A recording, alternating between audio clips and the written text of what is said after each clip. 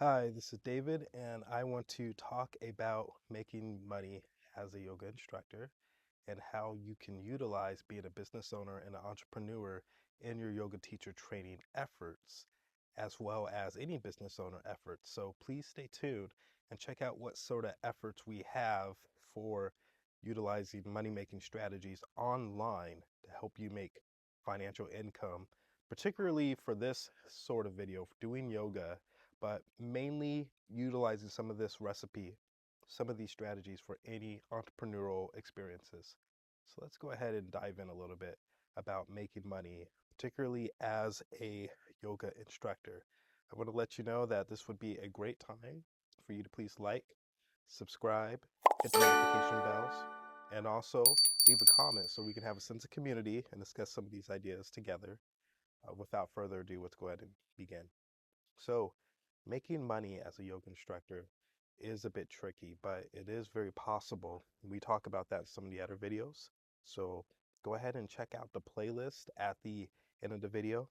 It will go ahead and run you through the options of the other videos you can watch where we talk about making money as a yoga instructor. But in addition to that, I want to kind of dive a little bit further into some of the things you can implement right now that should help you with some of your money making efforts. So let's first talk a little bit about the idea of making money as a yoga instructor online. Making money online is a relatively new concept that has only been around for about 30, 40 years. That said, it has blown up and it's not going anywhere. In fact, I'd venture to guess that making money online is just getting started. I don't believe this is going to stop anytime soon. With the advances in technology, I've benefited from exploring some of my options of convenience. And that's what you're going to want to focus on as you are making money online as a yoga teacher trainer. You're trying to offer a sense of convenience. So, one thing I would like to utilize when I teach my classes online are gadgets that help my students with particular video or some sort of highlights. So I use Zoom. When I use Zoom, I use the pro account, even though you can use the free account, which is very helpful as well. But I use the pro account and I link it with another company called grain.co. Now, Grain is great because Grain will allow you in real time to make little highlights of your videos. It's recording your Zoom. It's also recording a transcript of the Zoom. And in real time, you can make highlights of that Zoom video. For example, if I'm teaching the sun salutations and I'm in the middle of the Zoom, I can click a button just like this, and that made a highlight of those sun salutations. In fact, I can even use Zapier, which is an online tool that integrates different online software together, and that Zapier can send it to my Slack account. If I have followers on my Slack account, which I do for my Patreon, for my students, that Slack account sends them that highlight so they can watch that clip anytime they want. All the while, the meeting's still being recorded. So it's a really great asset that I highly recommend. I really, really highly recommend you look into that sort of asset. Okay, so let's talk a little bit more about making money online by teaching some of these postures.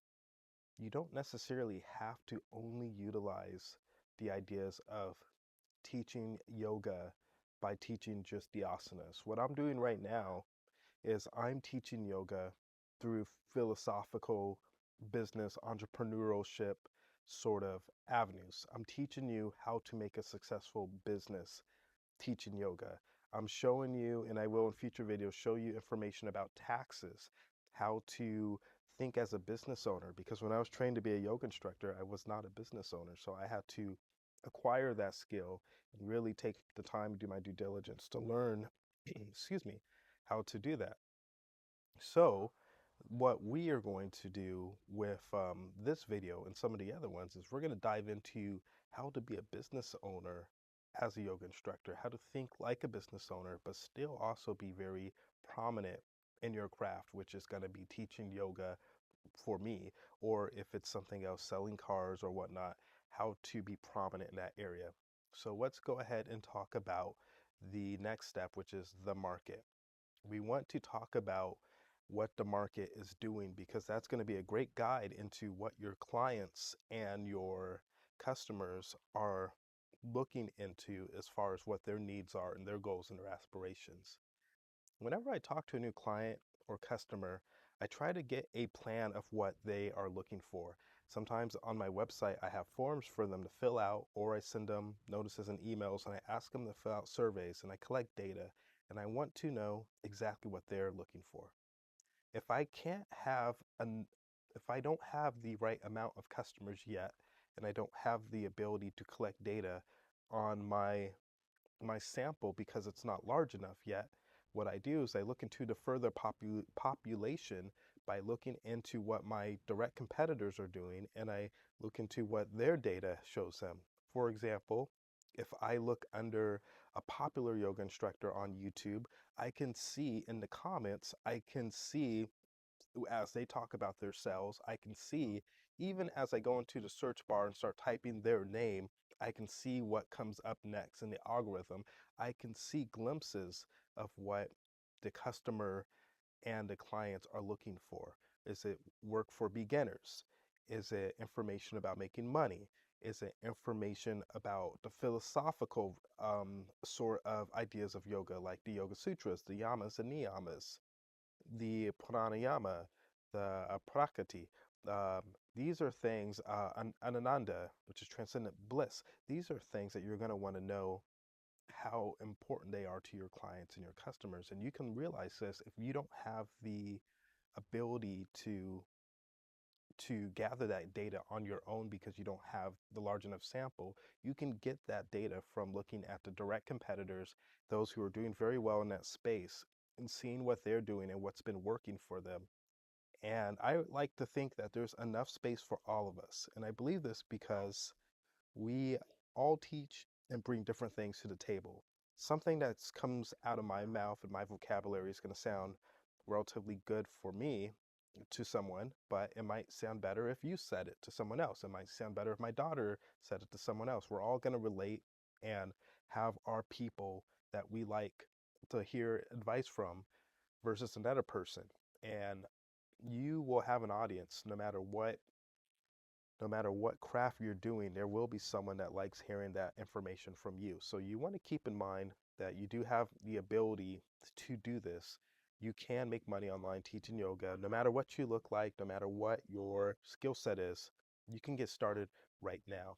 But there are recipes you can follow to help you on this path. And one of the key things you're going to want to do is follow the recipe of your direct competitors to see data on what the clients are asking for and what they're looking for, and potentially see if you can feel that, feel, excuse me, feel, FILL, feel up that gap that's missing. What they're asking that they're not receiving, see if you can provide that content. If they're asking for sun salutations and they're getting it, see if you can supplement that content. They've heard it now from this person. Now let's have them hear it from you. So they have multiple options. They can hear it from both of you and they can learn more. A lot of times when I'm learning how to do certain things, I need to hear it more than once, different ways, and from different people. There's more than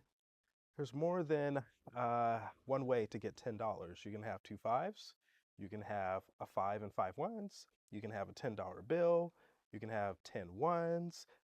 You get what I'm saying here? You can have nine ones and four quarters.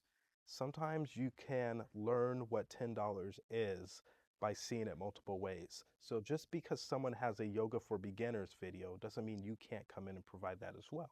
So keep that in mind and try to feel the gap in a space, and in addition to feeling a gap in a space, go ahead and take heed of what's popular and see if you can also contribute to that in your own words, because there will be someone, and I venture to say quite a few people, that will appreciate it from your point of view and your perspective. Okay, so moving on further, well, right now I also want to remind you that making money online is a process. It's something you're going to want to understand that there are recipes to help speed this up. But if you're in it, you can expect it to be a little bit of a process to get it, which you will. So stay stay confident and stay on task, and you will get there. But moving forward, and this is probably going to be the final point that I discuss with you on making money online as a yoga instructor and owning a yoga business, is that you're really going to want to do a great job of watching out for overhead. Overhead can be really costly when you're running a business. Particularly, I've seen a lot of yoga instructors struggle because they paid too much for studio time or for studio rent, and they weren't getting enough client income back. So, what you would probably want to do in a situation like this is figure out a way to not have the overhead where you're running into the negative. For example, if your competitors are charging $5 for a yoga class everywhere in your city, you aren't offering anything different. You're offering everything, almost all things the same, just a different look, but similar experience, similar refreshments, similar whatever your offers are. They're very similar to your direct competitors. It's going to be hard fetched for you to charge $20 per class versus someone charging $5. Now, if you believe you are justified in charging $20, there's no shame in that. Go ahead and do that. But keep in mind, you're going to have to bring something more to the table, 4 times to 5 times worth, and justifying that extra paying 4 to 5 times the cost to go to your class versus going to someone else's. Now, it could be an experience, it could be kindness, it could be scenery, it could be potential, but you need to have something justifiable, potentially tangible. Potential can be great, justifiable ways to make value, but usually something more tangible that's already assembled is a little bit more justifiable um, in the terms of getting a monetary transaction, not just an email, not just a phone number, but actually a monetary transaction where they pay you money.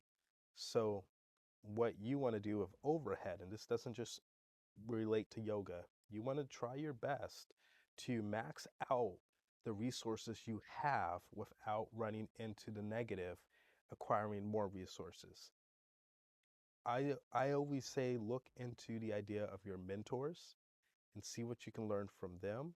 Let them guide you, let them help you, and let them show you how to learn and grow by learning from their mistakes. A lot of times I've grew as a yoga instructor and in my yoga business by learning from the mistakes of those who came before me. So I highly recommend you take the time to do that and really listen to them.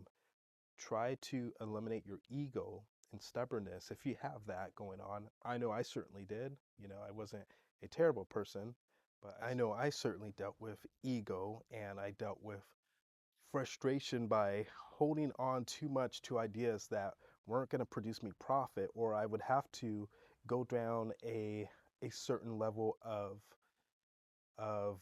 what's the right word I can say to you about this? I would have to go down a certain level of failure before I would hit success. That would have taken me a lot of time and money that I didn't particularly have.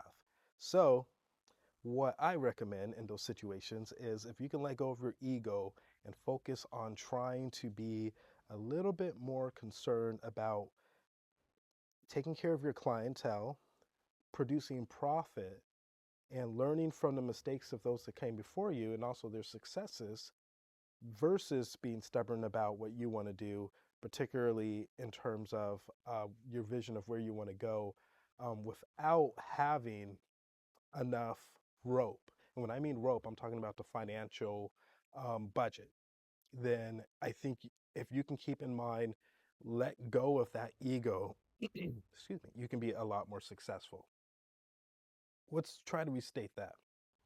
If you have $1 million and for you to do your vision and experiment and fail is going to take you $30,000 of loss, that's not a terrible loss. You can probably stomach that and take that hit. But if you have $10,000 and going down the rabbit hole of your vision and how to make this happen and doing everything, and I mean everything your way, is going to probably cost you $30,000 of loss.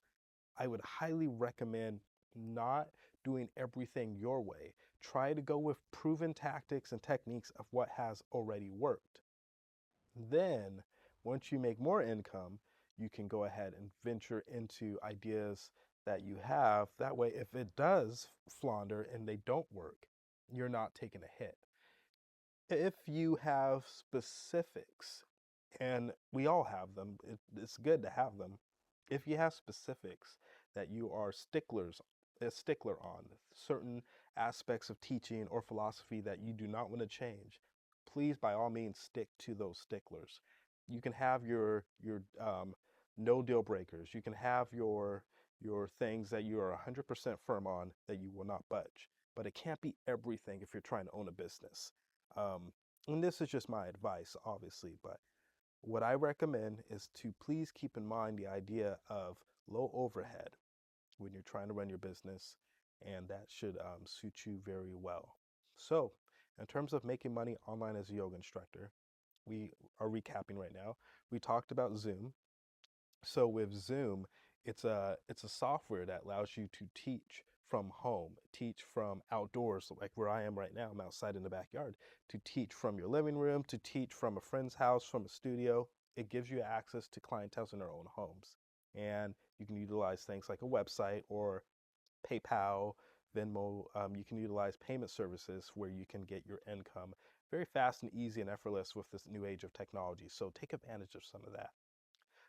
Number two, one thing I talked about before we talked about low overhead was the idea of learning from mentors, watching the mistakes of those who came before you. Try to gather as much information and data as you can. See what's going on in the market, and you should really do well in making money online, particularly in the yoga business. You have potential to do that.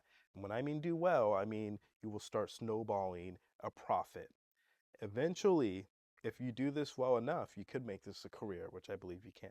So I hope that's been helpful. Again, please like, comment, subscribe, hit the notification bell, please. And I will be back with more information for you very soon. Yay! But I certainly did have a little bit of ego. Ah.